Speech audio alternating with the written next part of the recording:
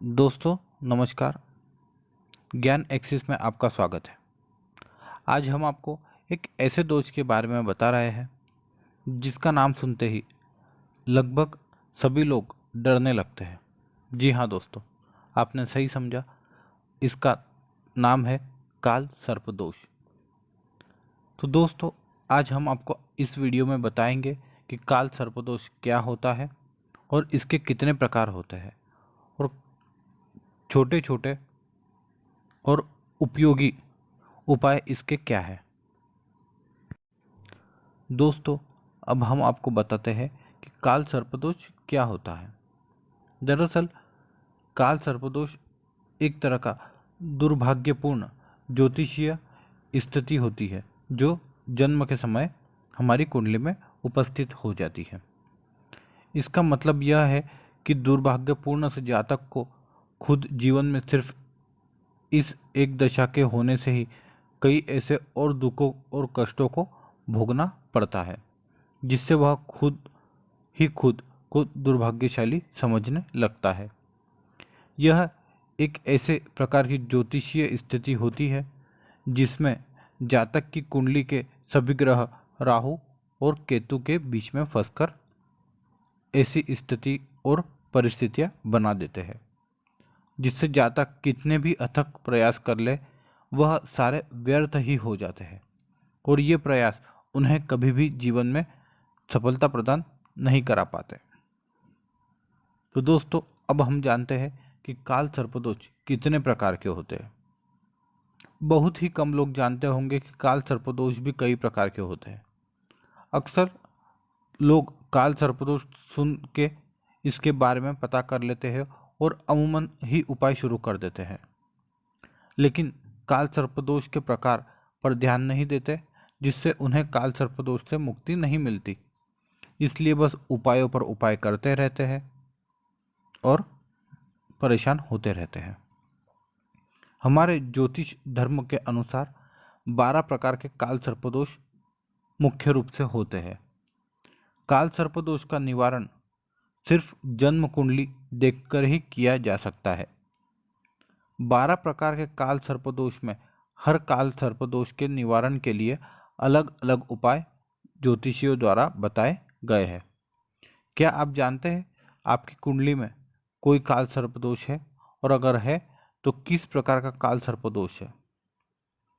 अगर हाँ, तो उसके अनुसार आप विशेष तिथि जैसे कि नाग पंचमी के दिन कुछ कारगर उपाय कर सकते हैं। काल सर्पदोष के प्रकार और उनके उपाय हम आपको आगे वीडियो में बताएंगे। पहला होता है अनंत काल सर्पदोष।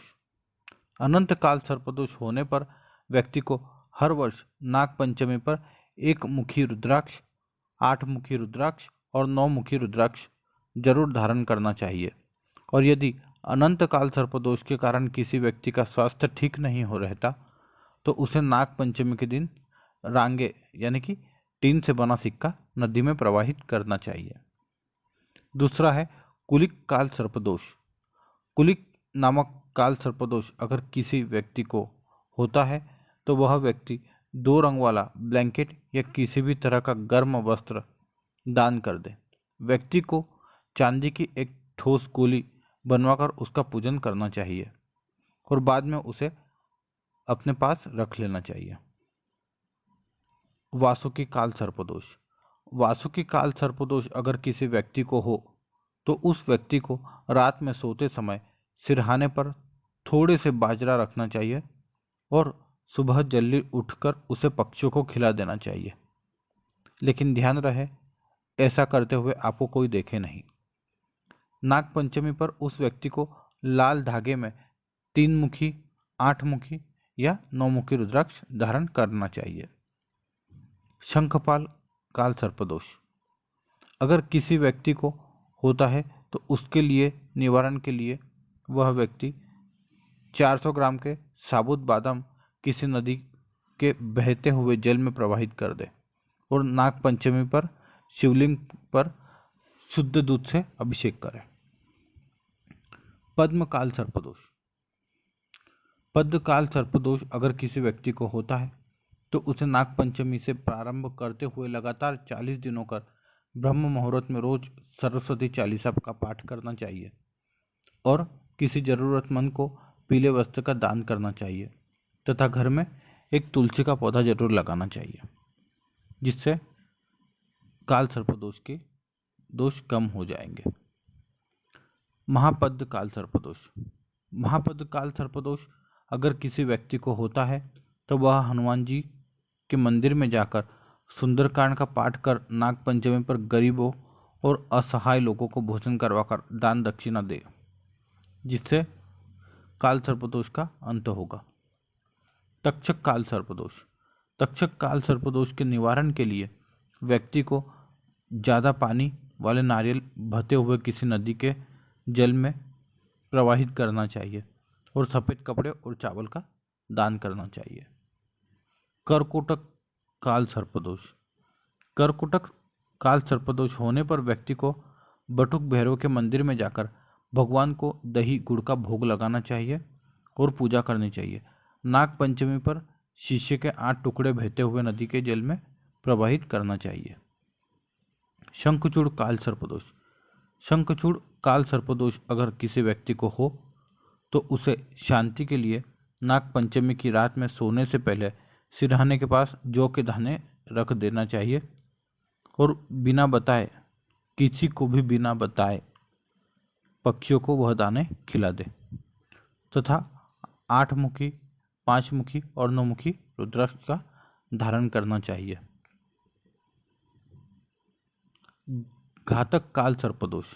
घातक काल सर्पदोष अगर किसी व्यक्ति को हो तो उसके निवारण के लिए वह व्यक्ति पीतल के बर्तन में ताजा गंगा जल भरकर अपने पूजन कक्ष के किसी स्थल पर रख दे और 4 मुखी, 8 मुखी और 9 मुखी रुद्राक्ष का धारण कर हरे रंग के धागे में धारण कर ले।